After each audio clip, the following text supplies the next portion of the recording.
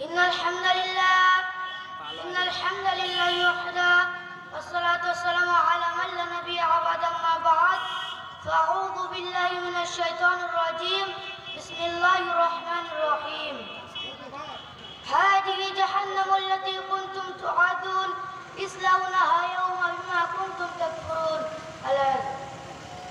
সমস্ত প্রশংসা সমস্ত গণগান গণকীর্তন আরাধনা প্রার্থনা সেই মহান পাক রব্বুল আলামিনের জন্য যিনার প্রশংসা করে আমরা কখনোই শেষ করতে পারি না এই সত্য বাক্যের দ্বারা বলে আলহামদুলিল্লাহ।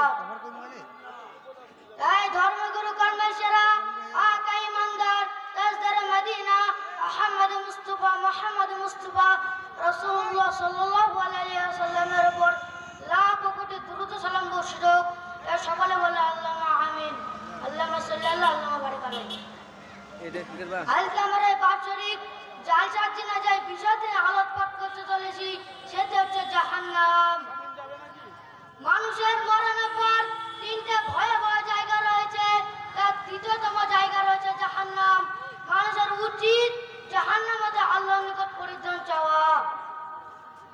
আবু হুরায়রা রাদিয়াল্লাহু তাআলা আনহু বলেন, রাসূলুল্লাহ সাল্লাল্লাহু আলাইহি ওয়াসাল্লাম বলেছিলেন, কোন মানুষ 7 বার জাহান্নামে পরিত্রাণ চাইলে তখন জাহান্নাম বলে, হে আমার প্রতিপালক, নিশ্চয় আপনার অমুক দাস আমার থেকে আপনার নিকট পরিত্রাণ চেয়েছে, আপনি দয়া করে তাকে জাহান্নাম থেকে রক্ষা করুন। আর যে বান্দা আল্লাহর নিকট 7 বার জান্নাত চাই তখন জান্নাত বলে, হে আমার প্রতিপালক, নিশ্চয় আপনার অমুক বান্দা আমার কাছে এসে আপনি দয়া করে তাকে জান্নাতে প্রবেশ করান। আনাস ইবনে মালিক রাদিয়াল্লাহু তাআলা আনহু বলেন, নবী করিম সাল্লাল্লাহু আলাইহি ওয়াসাল্লাম বলেছিলেন, যে ব্যক্তি 3 বার আল্লাহর নিকট জান্নাত চায় তখন জান্নাত বলে, হে আল্লাহ তুমি তাকে জান্নাতে প্রবেশ করাও। আর যে ব্যক্তি 3 বার জাহান্নাম থেকে পরিত্রাণ চায় তখন জাহান্নাম বলে, হে আল্লাহ তুমি তাকে জাহান্নাম থেকে পরিত্রাণ দাও। অত্র হাদিস দ্বারা প্রমাণিত হলো যে প্রত্যেক মানুষকে উচিত দিনে 3 বার অথবা 7 বার জান্নাত চাওয়া এবং জাহান্নাম থেকে পরিত্রাণ চাওয়া।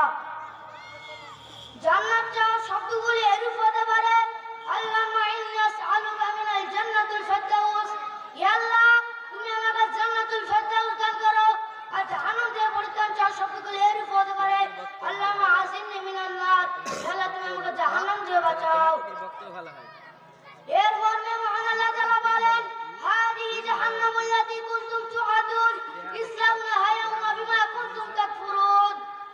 এই সেই জাহান্নাম যার ব্যাপারে তোমাদেরকে সাবধান সতর্ক করা হয়েছিল। তোমরা দুনিয়াতে যে কুফরাতি করেছিলে, তোমরা দুনিয়াতে যে জিনা করেছিলে, তোমরা দুনিয়াতে যে ব্যভিচার করেছিলে, তোমরা দুনিয়াতে যে মিথ্যাচার করেছিলে, তার প্রতিফল হিসাবে জাহান্নামে প্রবেশ করো। সূরা ইয়াসিন আয়াত নম্বর 64। অতঃ আয়াত দ্বারা প্রমাণিত হলো যে জাহান্নামে প্রবেশ করানোর সময় পৃথিবীর কথা স্মরণ করে অপমান করে জাহান্নামে দেওয়া হবে।